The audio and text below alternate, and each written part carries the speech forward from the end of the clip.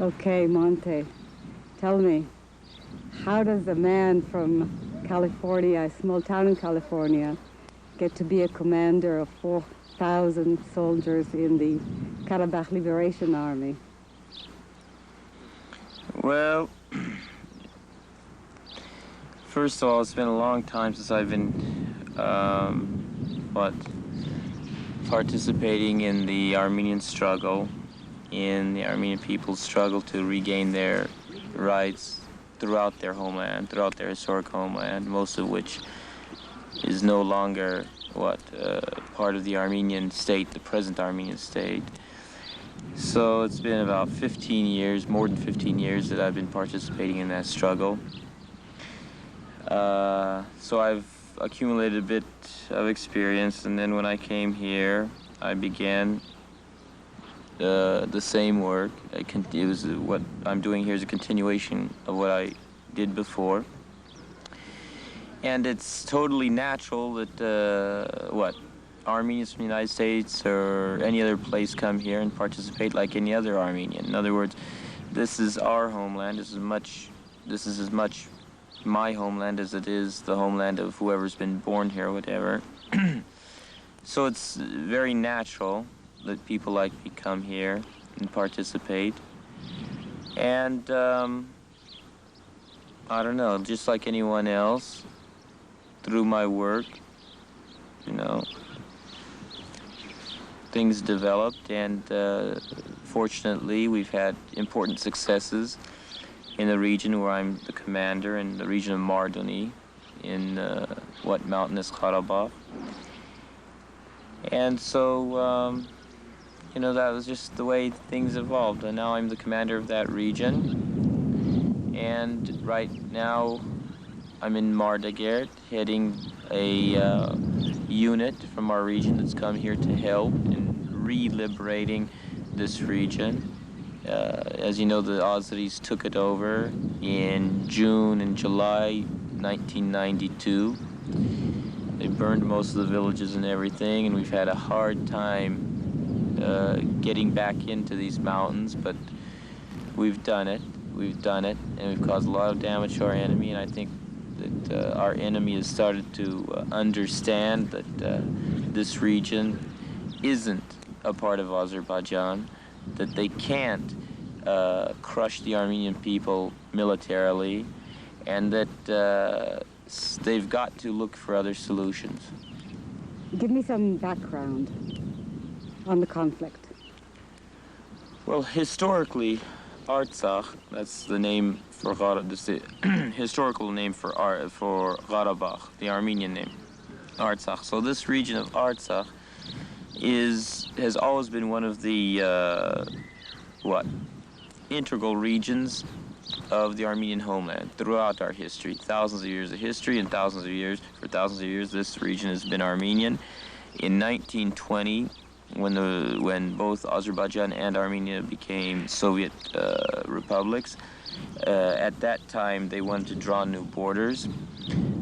For very tactical political reasons, Stalin put a lot of pressure on the authorities of the Transcaucasian republics to have both Artsakh and Nakhichevan included in Azerbaijan rather than in Armenia, despite the fact that the Azerbaijani leader at the time, initially, December 2nd, 1920, declared that both of these regions were to be included in Armenia rather than in Azerbaijan. Despite that, Stalin put a lot of pressure on him to have these two regions arbitrarily cut off from Armenia and included in the Republic of Azerbaijan, mostly to get in good with Ataturk, who at the time Stalin believed was an anti-imperialist force, and a force that would eventually become an ally of the Soviet Union. So due to these tactical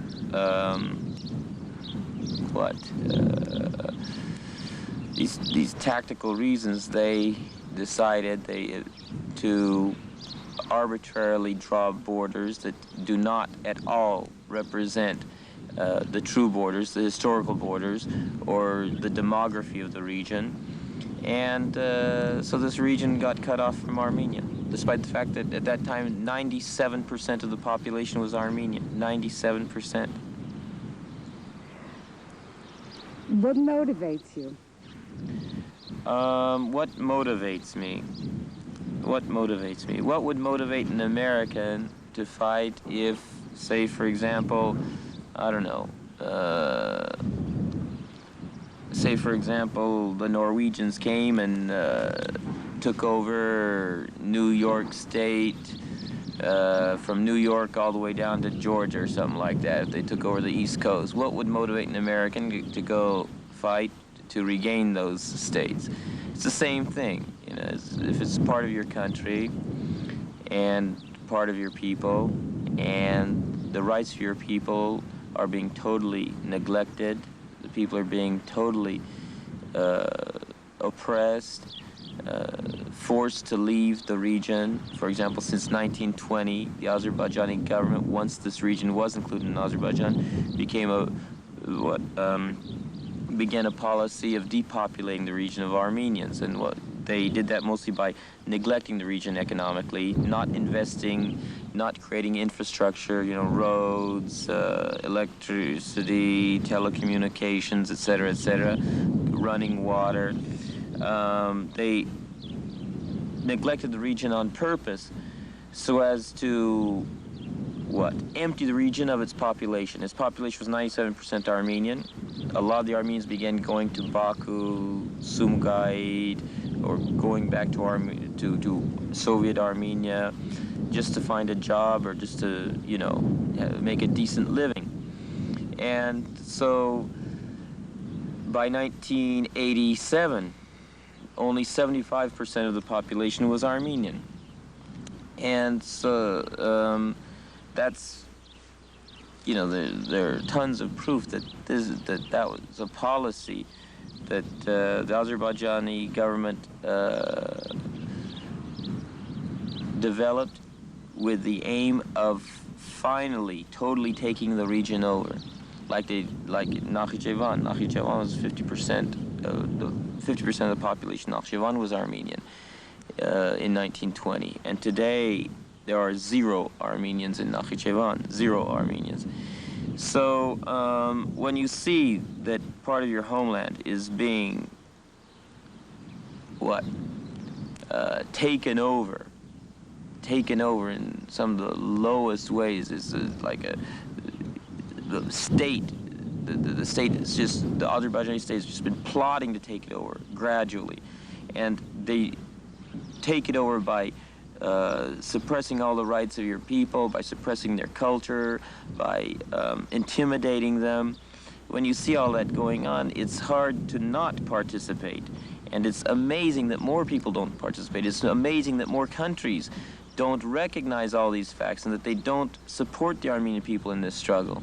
It's absolutely amazing. It's absolutely amazing for me that almost every country in the world accepts a Stalinist position on Artsakh.